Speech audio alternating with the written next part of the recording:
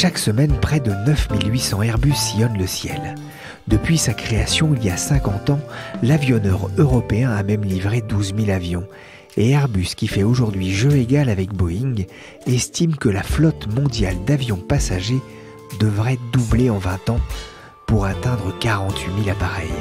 Le groupe pan-européen espère être aux premières loges, grâce notamment à son A320, produit à plus de 8 000 exemplaires. C'est le symbole d'un quinquin en pleine forme, mais Dieu que la naissance a été difficile pour un avion qui s'est retrouvé tout de suite dans l'ombre du redoutable Concorde. Je suis Pierrick Fay, vous écoutez La Story, le podcast d'actualité des Échos, et je vous propose de remonter avec moi aux origines de l'Airbus.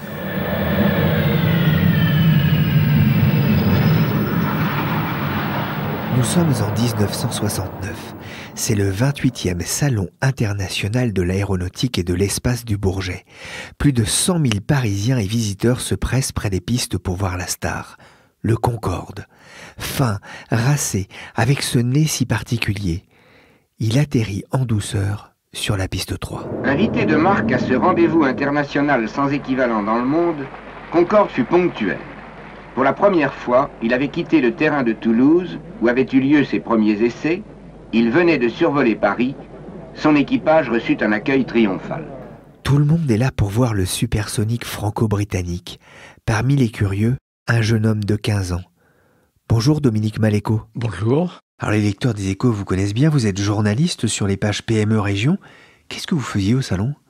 Au salon, j'étais le lycéen de Standard qui écoutait à la radio Lucien Barnier sur France Inter, Albert Ducrot sur Europe 1, et tout ça nous intéressait. C'était un nouveau monde qui apparaissait sous nos yeux. C'était l'époque des jets. On ne pensait pas prendre l'avion un jour. Ceux qui avaient pris l'avion dans la classe, ils étaient très rares. J'en faisais partie. Mais donc c'était un monde qu'on ne connaissait pas et qu'on venait découvrir. On venait toucher de près ces machines qu'on voyait passer dans le ciel. Qu'est-ce qui vous avait le plus marqué lors de ce salon ? Alors donc, ce qui était extraordinaire, c'était le Concorde, parce que c'était la première fois qu'on voyait le Concorde qui avait volé. Il venait de faire son premier vol quelques semaines plus tôt. Et au salon précédent, on avait vu que la maquette à l'échelle 1.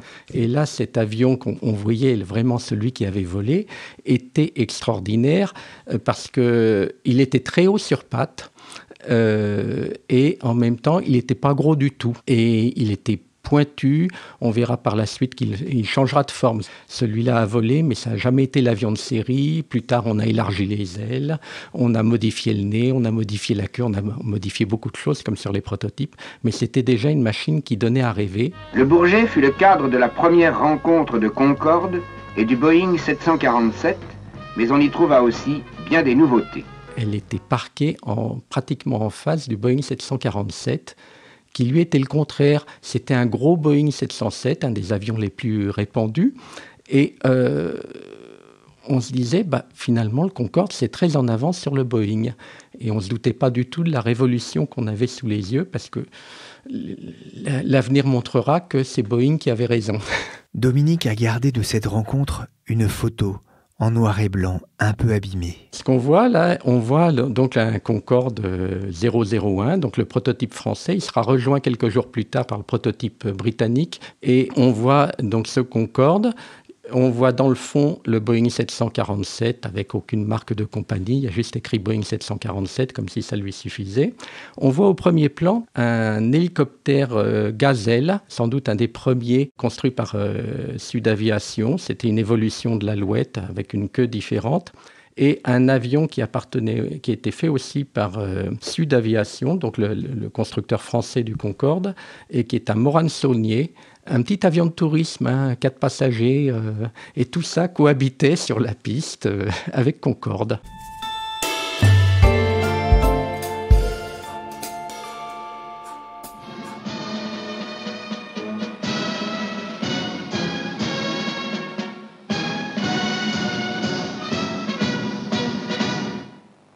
Selon la tradition, l'inauguration revêtit un éclat particulier. C'est aussi lors de ce salon du Bourget 69 qu'Airbus va voir le jour en toute discrétion, loin des ailes du Concorde, la star du moment. Dans une vidéo de 15 minutes réalisée par le ministère des Armées, il n'est pas fait mention de cet acte fondateur de l'avionneur européen. Et pourtant, ce jour-là, l'Allemagne et la France vont signer un accord de coopération pour le biréacteur A300B de 226 places. Airbus Industrie sera créé un an plus tard. C'est le début de la grande aventure. Airbus prend son envol le 28 octobre 1972. Les équipes de Léon Zitrone sont présentes dans cette vidéo de l'INA. À Toulouse, j'aborde ici le chapitre des transports. Premier vol de l'Airbus, le plus gros avion construit en Europe. Il pourra transporter de 200 à 350 passagers. Denis Finsilbert est enquêteur aux Échos.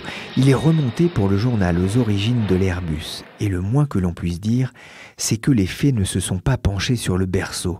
Le premier exemplaire de la saga, l'Airbus A300B, a bien failli ne jamais voir le jour. Denis, lors de ce salon, tous les regards sont tournés sur le Concorde.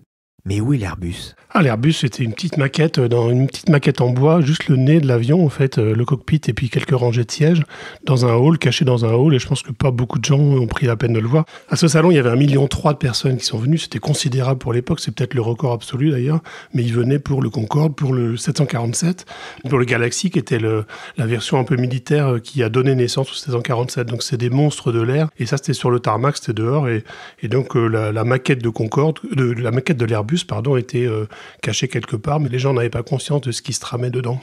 J'ai demandé justement à notre jeune témoin Dominique Maléco s'il se souvenait avoir vu cette maquette de la 300B. Non, alors je m'en souviens pas vraiment.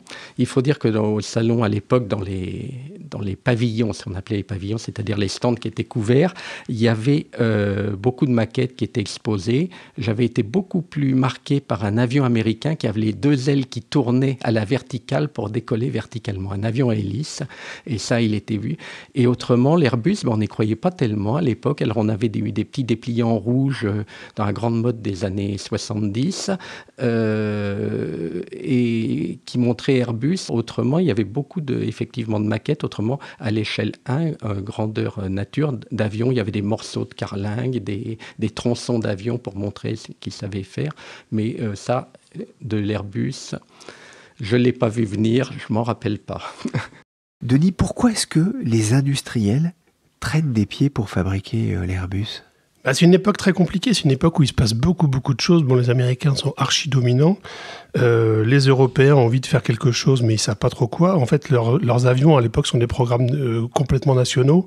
Les Fokker, les Dornier, les Sud Aviation, les Caravelle, les BAC 111 britanniques. Donc, c'est des marchés nationaux qui sont très, très limités. C'est en général un pays et quelques anciennes colonies. Et donc, ils ont beaucoup de mal à exporter, à part la Caravelle, qui était un beau succès à l'export, mais surtout en Europe. Donc, ils ont envie de faire quelque chose de mieux, de plus performant, de plus opérationnel que les avions américains, mais ils sont face à des titans et ils ne savent pas très bien, surtout, comment s'organiser à l'époque. C'est un problème politique ? C'est un problème d'impulsion, parce qu'on n'avait jamais fait ça. Donc il y a beaucoup de problèmes de financement. On ne sait pas très bien encore comment organiser les avances remboursables. Il y a le Concorde à l'époque qui est déjà en train d'engloutir beaucoup d'argent. On se dit, on ne va pas refaire ça plusieurs fois côte à côte.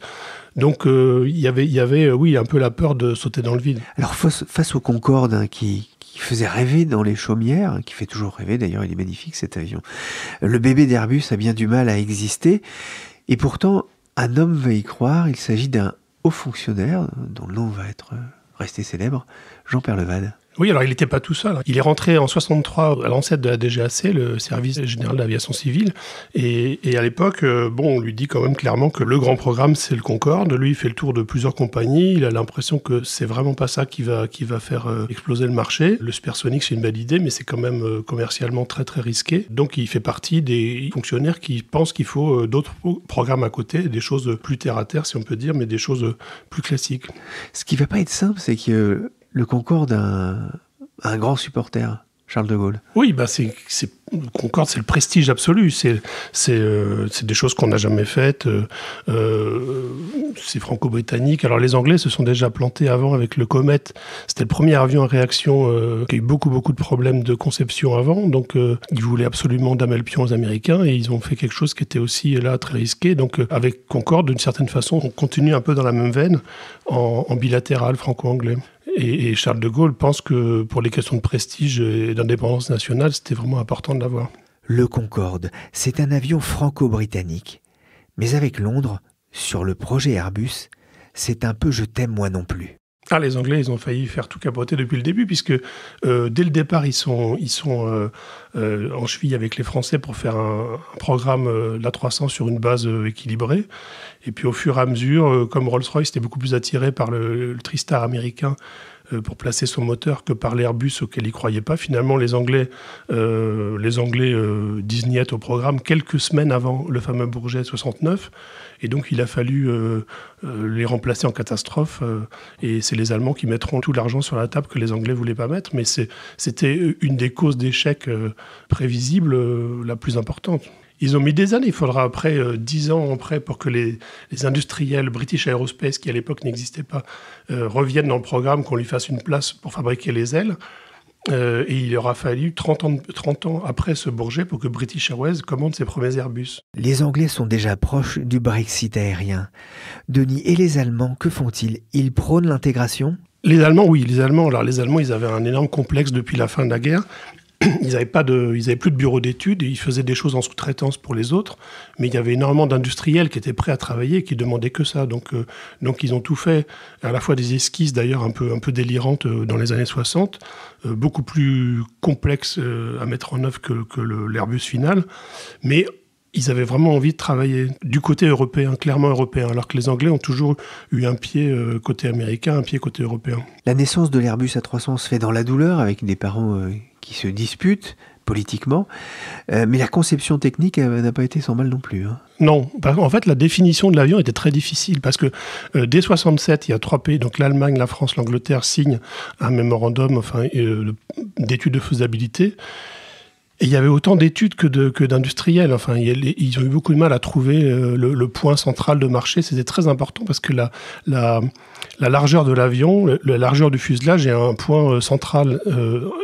Si on en rajoute 3 ou 4 cm en plus ou en moins, ça modifie énormément la force qu'il faut au décollage, la puissance au décollage. Ça modifie la poussée du moteur qu'on ne savait pas faire encore à l'époque.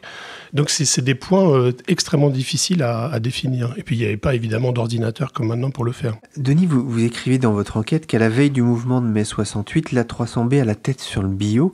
Qu'est-ce qui va faire basculer l'histoire dans le bon sens ? Mais il y a pas mal de gens, à la fois chez les industriels et chez les hauts fonctionnaires, qui font le tour des compagnies, font des études de marché, y compris aux États-Unis d'ailleurs, parce que le cœur du marché, c'est les États-Unis. Il y a beaucoup de compagnies qui demandent aux constructeurs, pas seulement Airbus qui n'existait pas, mais même les constructeurs Boeing, Lockheed et Douglas, des avions plus efficaces, plus économes en carburant, qui vont plus vite, parce qu'à l'époque, il y avait déjà des jets. Il y avait le 707 et le DC-8, notamment pour le transatlantique. Mais il manquait quelque chose d'assez gros, 250, 300 places, pour faire des vols de 3000 km. Il y avait un frein aussi. Ce frein, c'est le Concorde ? Il y avait une compétition entre les deux ? Ah, il y avait une compétition claire, oui. Même si finalement Airbus a repris des éléments du Concorde, notamment en matière de gouverne, en matière de commande de vol, mais il y avait une concurrence financière. Plus tard, il y aurait même une concurrence dans les essais, parce que l'équipe des essais de Concorde était très très jalouse, voulait garder ses ingénieurs et ses pilotes d'essais. Et puis les gens qui travaillaient sur Airbus étaient un peu sous-considérés par l'élite, qui était l'élite absolue, qui était Concorde. Donc les équipes étaient vraiment se regardaient en chien de faïence. Alors ça se passe à un moment où le transport aérien est en pleine croissance, il est en train de devenir un moyen de transport de masse. Il y avait un vrai besoin à l'époque ? Ah oui, il y avait un besoin énorme. C'est-à-dire que les Américains dominaient tout. Le trafic aérien croissait 10%, 15% par an en moyenne. Les vols transcontinentaux commençaient à se mettre en place. Et donc, il y avait une réflexion sur, comme la plupart des avions à l'époque, les avions de ligne faisaient plutôt 125, 150 places, il y avait une réflexion déjà à l'époque sur l'encombrement des aéroports. Et donc, on se disait, si on a des avions qui font 2 fois cette taille, avec des plus gros moteurs, eh ben, on sera moins encombré, on aura une activité plus calme au sol. Alors l'A300 va mettre beaucoup de temps avant d'intéresser les compagnies aériennes. En juin 1976, j'ai vu que le carnet de commandes ne comptait que 33 commandes fermes et 23 options. Qu'est-ce qui va faire décoller les ventes ? Il y aura une traversée du désert qui va durer 4 ans, même peut-être 5 ans, enfin extrêmement longue. Il y avait un problème de crédibilité parce qu'Airbus, personne ne connaissait Airbus. Même les premiers clients qui ont acheté, c'était les pays Airbus, mais très peu de commandes.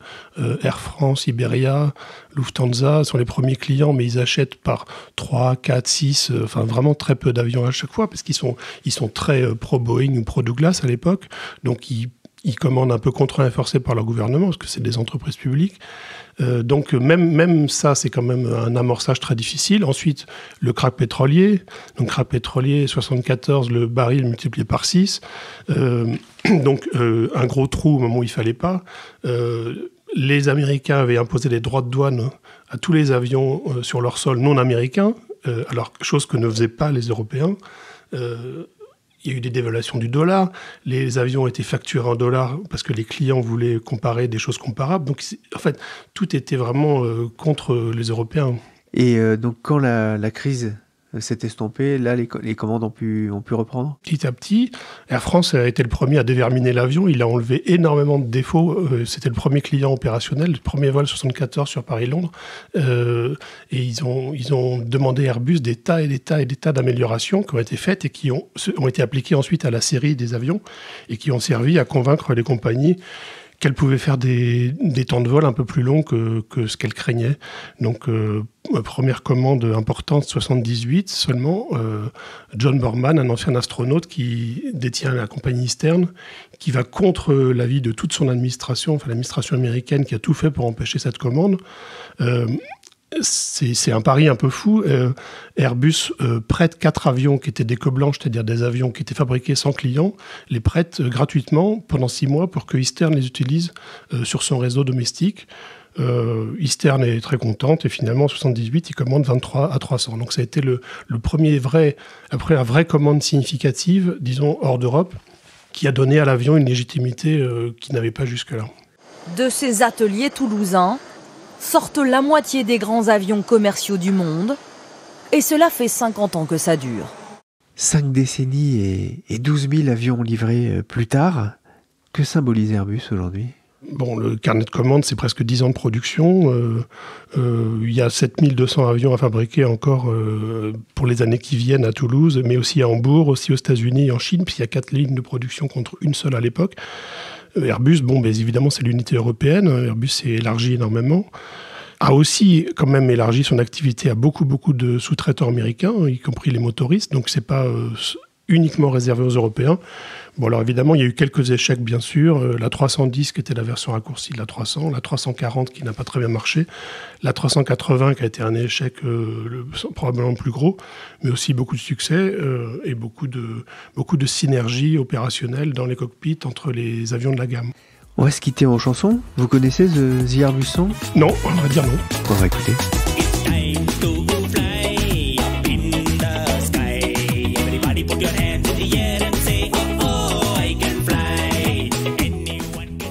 C'est de Wilbur-Sargunaraj, alors j'espère que je prononce bien. C'était tourné dans les usines de Toulouse d'ailleurs. Regardez les vidéos si vous n'avez jamais l'occasion de les visiter, parce qu'on peut les visiter, les usines de Toulouse, je l'ai fait, c'est absolument fascinant. Denis, votre premier vol dans un avion, c'était ? Il me semble que c'était à la même époque que ce Bourget à peu près. Ça devait être en Corse, pour aller en Corse, d'Orly en Corse, dans un Convair qui était un petit avion à hélice que je ne recommande pas vraiment. Heureusement que ces avions n'existent plus parce qu'il y avait quand même un taux d'accidents beaucoup plus élevé que maintenant.